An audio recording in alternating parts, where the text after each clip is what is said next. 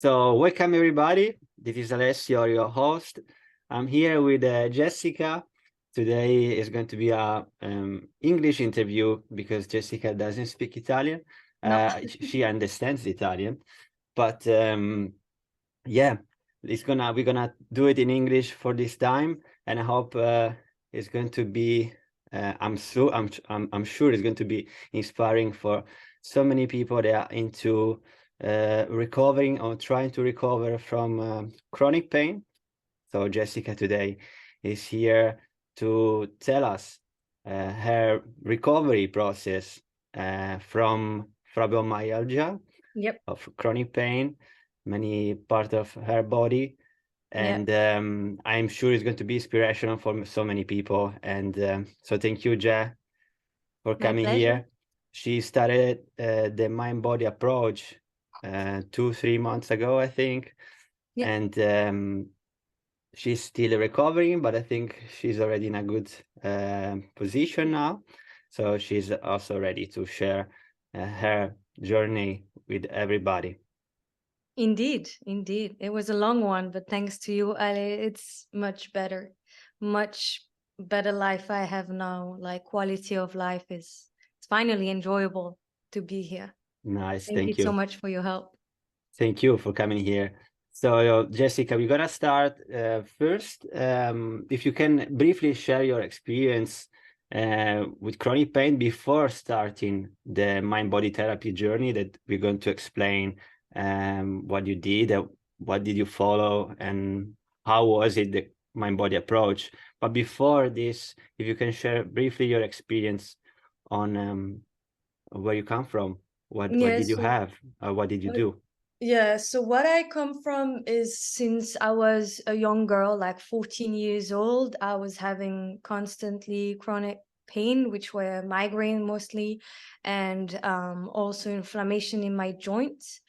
And unfortunately was slowing me down for everything else in life, which is sports, things that I like to do, but I wouldn't do because, well, I was in pain. And what I tried, like, it's Western medicine. So I went to the doctor, and obviously what did the doctor do? Prescribe me painkillers.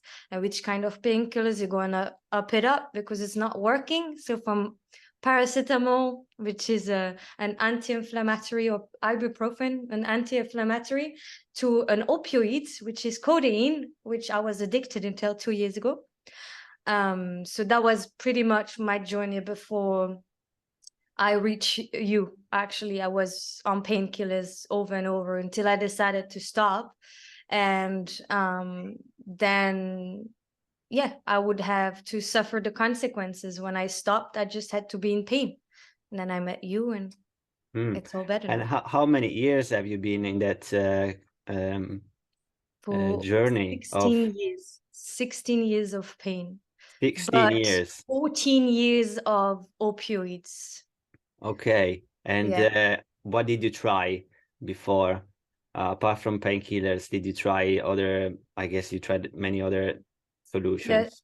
So in between, outside, when I was on painkillers, I was just a zombie on painkillers that wasn't very aware of anything. But in between you and like for in those 2 years, what I tried was first of all losing weight because doctors kept telling me that it might be the weight, which wasn't the case. I've tried meditating, which I couldn't because in the sense, like, obviously I can meditate, but I didn't know how to. I wasn't guided in meditation, so it wasn't working. And yoga as well. So those are the things that I tried. I tried CBD as well. That wasn't working for me, unfortunately. So you had CBD oils, creams, pills, and you name it. So I went to a lot. Um, what else did I try? I tried like those like books that are like to better yourself, in the sense of like you're gonna learn about your traumas, where pain come from, but even there I wasn't finding my answers, or it wasn't clearing me a path. So yeah. Okay. So for those that don't know you, you are a very active person, so you've always been active. So because I know that maybe with the traditional approach, conventional, they always say we have to move, we have Yeah, to move our body because it's actually a therapy. But with fibromyalgia, we see that it's not only the only resolution. So we're going to see that there are different things that are playing into pain. So, and you are an example of that because you did all that the conventional therapy was telling you. So yeah, medication, also movements, yeah, nutrition. yeah, yeah. So Nutrition you've too. done all these also maybe alternative therapy. Have you tried any alternative therapy like, for example, Reiki. acupuncture, Reiki, massage?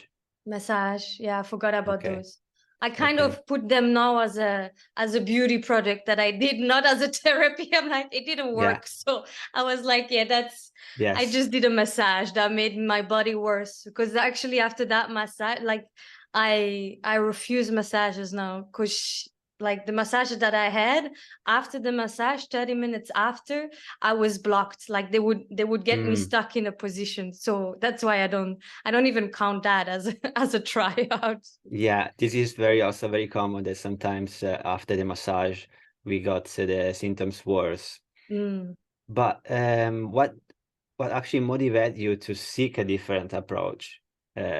What happened? I know that we talk each other, so we for those that don't know you and me, we met each other years ago in New Zealand, Yeah, and after that we stayed kind of in contact through yeah. the social network, and now I don't remember really how was the conversation, but I was just we just kind of say, how are you? What are you Yeah. doing? And And I and was then actually congratulating you about your business, like the fact that I cannot even call it a business, but like your practice.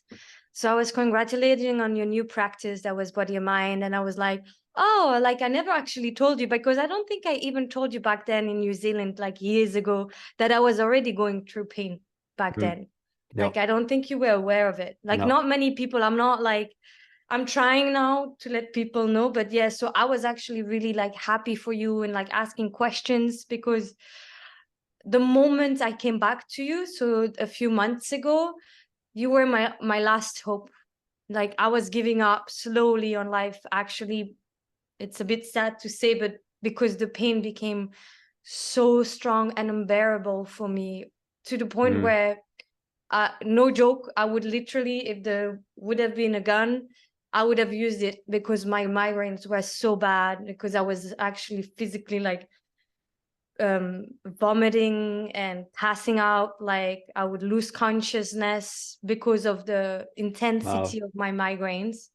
And so I just saw what you did on Facebook, on and one of the social medias that you use, and I wanted to hit you up and like see if you might have some tips for me. And yeah. you took care of me instead. You did even better than that. Thank you, So thank Jess. you. Your work really, not just mine. And so we always say that fibromyalgia is invisible pathology, is Yeah, invisible pain, yeah, because from the outside you always looked fit, yeah, and I think most of the people that may be watching this conversation and they suffer from fibromyalgia, from the outside we don't see the fibromyalgia because it's not something broken really on the body, but it's really on the nervous system inside. So I also didn't notice that you were suffering from this for many years. yeah, So I really want to point here something on shame. I think there is always some shame to tell somebody that we are on pain because the others don't understand. The others say, oh, well, it's just a bit of a headache. It's not a big trouble. But when there is fibromyalgia, it's the entire system that is down, is unregulated. So what do you feel like you want to say for those people that are now trying to cover in these symptoms? How do you see, what did you do when people are telling you like, how are you? What you can say now for those people that are trying to maybe cover and say, okay, I'm actually good? Or do you have any tip on that part? You should actually share. You should actually share when it's not going on. Like, I know resiliency can be your biggest strength, but it can also be your biggest weakness.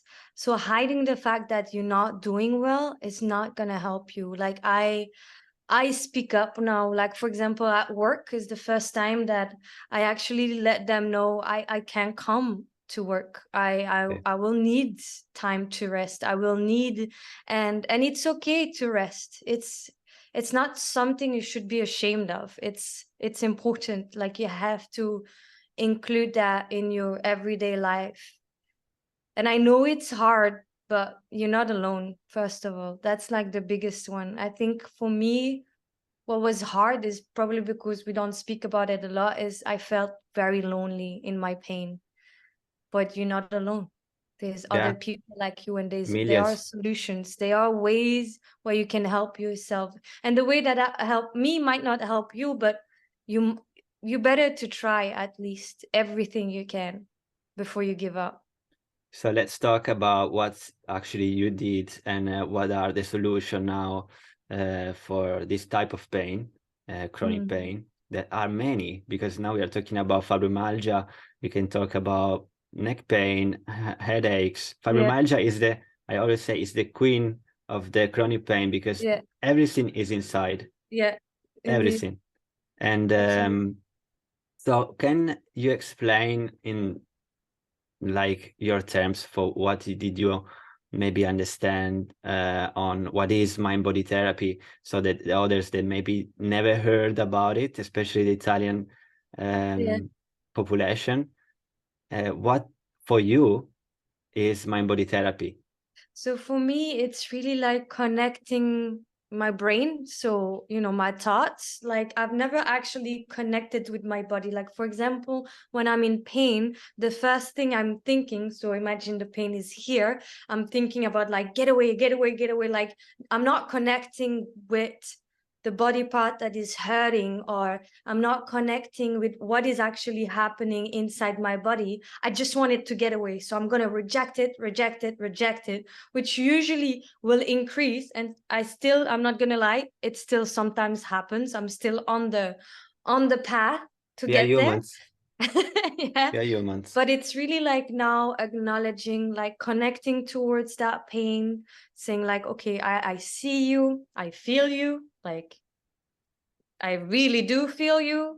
Thank you very much. I understand something, because usually for me personally, it's usually attached to an emotion that is happening to me. So I'm going to connect and actually even a little further go and understand what is happening, where that emotion can come from. Usually my emotions are always stress or anger. Okay. And anger is my biggest one. And I kind of had an anger issue, but then I kind of recognize it. And the moment I understand, I forgive myself. And that's where I kind of I have to let go. That's beautiful. But what did you do in the beginning? Can you explain some maybe exercises or some, because I know that there is a lot of education and a lot of understanding. So I always say that in my mind body approach, there are 3 steps. So it's understanding, so it's learning, then regulation of the system with some tools that maybe you can share, and after there is this expression. Not everybody has to do these 3 steps, but for sure this first of learning and understanding this mind-body connection, as you said, the emotional part is actually the pain. The pain is emotional. And it's not just physical, it's on our body, but it's inside, so deep, I would say, in the spirit. For those ones that are into maybe more esoteric things, but is emotional. So Exactly. can you share maybe some exercise that you did or you are still doing and it helps you Yeah, in for this now mind-body approach? it's really like the breathing techniques. The one that really works for me are just the breathing techniques. So I'm gonna really, because that makes me concentrate in what is happening. So I already learned. So what I was explaining before is I learned where it's coming from. I accept it. And then I'm going to do my breathing technique that's going to help me actually like feel and go through the pain and accept it. And yeah, and it's thanks to, like, I don't remember how it's called. It's actually, I'm still using the recording that you send me. Okay. I don't know if you remember, where you Yes. like kind of guiding me in the breathing technique. So yeah, so that's the only one I'm using, and it's working. there was breathing techniques and there was somatic tracking, we call it, right? So which is a Somatic kind of tracking. mindfulness. Yeah. But what do you think changed into this approach? What did you did before? What was missing? Your guidance, actually. The I know it's hard. guidance. Yeah, your guidance was my help, because I couldn't understand before. And thanks to you, I started understanding what the books were saying, what like I don't know how to even explain it. Like, even I tried apps for breathing, to have breathing techniques, but it wasn't the same. Like, your way of explaining is very helpful. It's really what actually helped me understand. And also the book, I can't remember the name of the book that you gave me. That one was strong. It's from Dr. Sarno, Yeah, Mind Body, The Divided Mind. The Divided Mind. Yeah, indeed. There is also another one, Healing Chronic Back Pain from Yeah, but it was the Sarno. divided mind that you gave me, and that one was like mind-blowing. Yeah. It was That one, painful though, because it was such an understanding that it kind of put me 2 steps back, unfortunately. Not even unfortunately, because at the end, I still ended up the place where I wanted. But you have to be aware of it. Like, sometimes the understanding can be painful as well. Like, the thing that I want to say as well is, like, you cannot go through this journey hoping that it will be resolved in a click of a finger without pain. Like, you will have to understand it. But yeah, Divided Mind was, I'm not very good with like titles with books. I always remember what's inside the book. I But also know I'm not good with that, but this is such a classical for me, especially that I've been reading this book for maybe twice or 3 times, because I also didn't really believe it in the beginning. So yeah. that's why probably most of the people that are, I think is my there was a notification. Oh, Can you hear it? no. Oh, okay, good. Perfect. Yeah, in the beginning, I think that there is a lot of skepticism. So people don't think that there is a mind involved Yeah. in the pain. So that's the problem. So the learning is essential. Yeah. And because everybody knows that there are some solution like breathing, exercising, but if we don't connect the pain with our mind, with our past, with our fear and anger, there is no solution at all. You can do whatever, and then the pain will come back because there is no control on it. It And I feels like think it is in the body, but you absolutely. have to control the body because you can control your emotion. And I think that's the difference as well. Like, you're absolutely right with that. I was ready. The moment I came back to you, I was already ready. I was ready for anything. I was, ready to believe, because I already did, right, Reiki. And the thing is, I'm not saying that Reiki didn't help. I'm just saying Reiki was not permanent, was not a permanent solution. I would have had to go every day, which wasn't possible for me. So that's why. So I was already in that mindset where I did understand already, like I was halfway in the understanding between mind and body. And I think that's when I met you. You just opened the door, like the last little key for me to open the door of the understanding was the key you gave me. That's exactly it. So you could absolutely right. It's just I was already, I was so desperate at some point that I was nearly there already. I wanted it to be fixed. So, and it's not like, I wouldn't say it's a miracle solution. It's just it's a ancient solution that we forgot how to be connected, actually. Yeah, I think. because most of the teachings are coming from the Buddhism, and which is yoga also. Everything comes from very ancient therapies. So there is nothing new. Now today we have the MRI scans, so we have the technology to see changes in our brains, and this is something that we can see objectively. So we know that the pain is not only in the body but also in the brain, and so that's why now these therapies are so successful, because we know 100% that we can have this approach that goes inside the body, not just on the surface. Yeah. So what was the most significant change you had in this journey? Even though now there is no like a final, we cannot say that we are healed always 100%, because it's always a journey. The pain can come back. We are all humans, so we actually work with pain forever, but now we can control it. So what was for you? What did you notice that there was changing in this, apart from your body? For me, it's just migraines, like, because that was really debilitating for me. Because it would put me just to bed. And I'm, like you said, I'm a very active person. So yeah, the migraines, I manage now to control them, if I can say so. I know it sounds weird, but it's actually that, like, I can feel them coming. And then usually I check like I do a scan with my mind. I'm doing a scan of my body, see what is going on, see where something is stuck even, and then recognize it, see which emotion is attached to it. And so that's what is, yeah, even my way of thinking is completely different, I think, because I don't think I would explain it that way even three months ago, where I'm like scanning my body and mind. It's like, yeah, that's pretty new, but it's pretty much what I'm doing, like when I can feel it coming on, because I know that they get worse. Yeah, I scan myself. Okay, but that's amazing. That's amazing.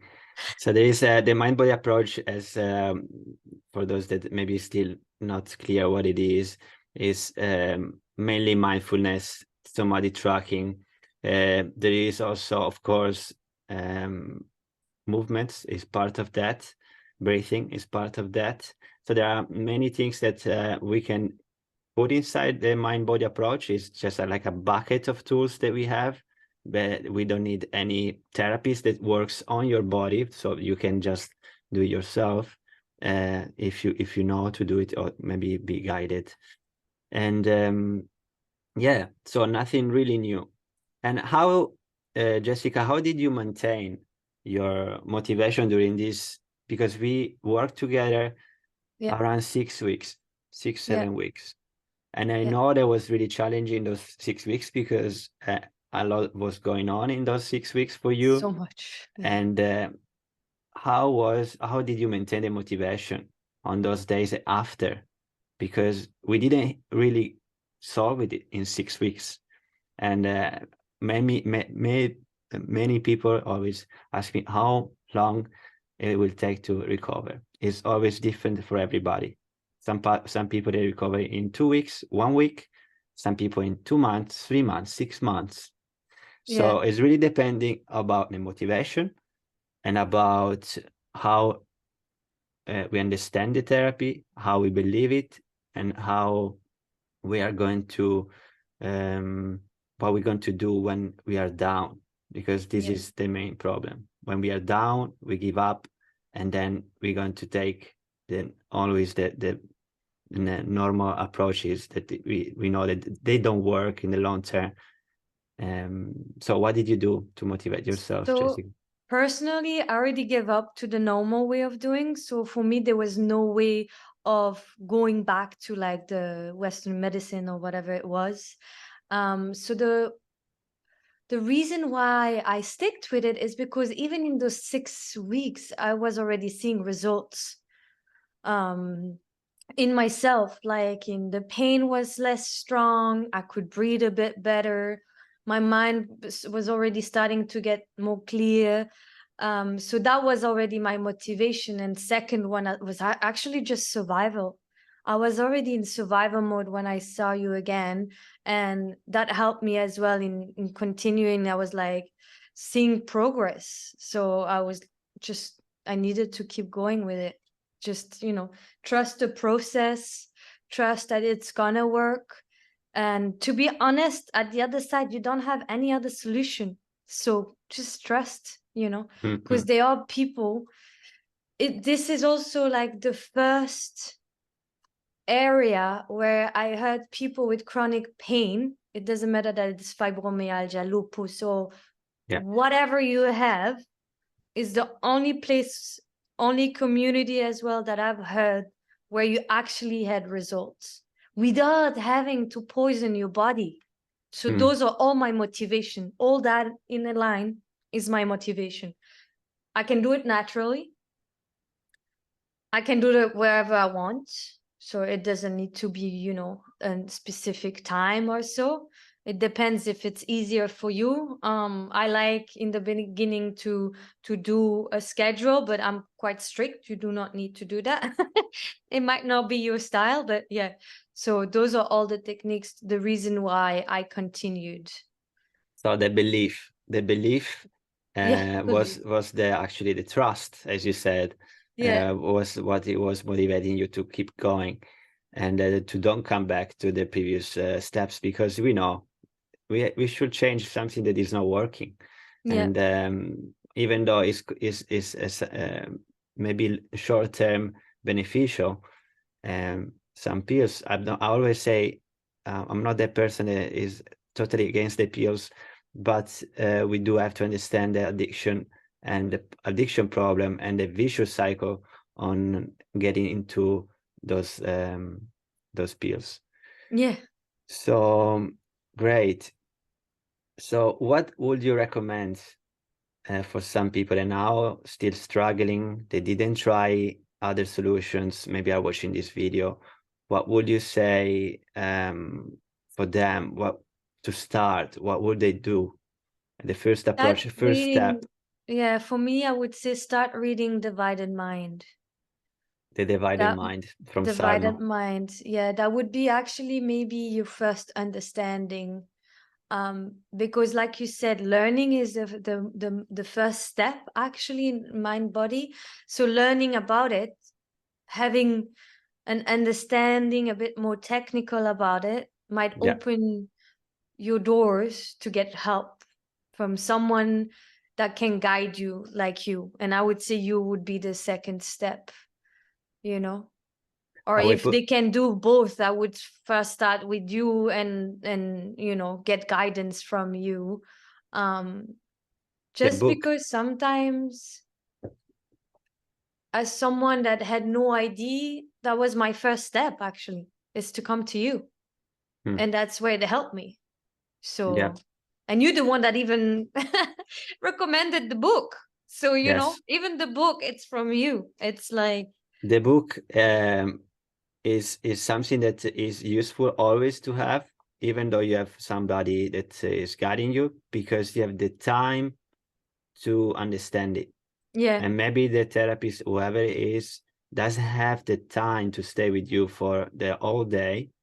And sometimes also some trust is missing on the therapist side, and maybe it doesn't explain it well, or maybe it doesn't give you those words that are fitting for you. And the book has been written by this amazing doctor Sarno, and has has been changing life for a lot of people. So I will put the link below on so for those that wants to buy it on Amazon.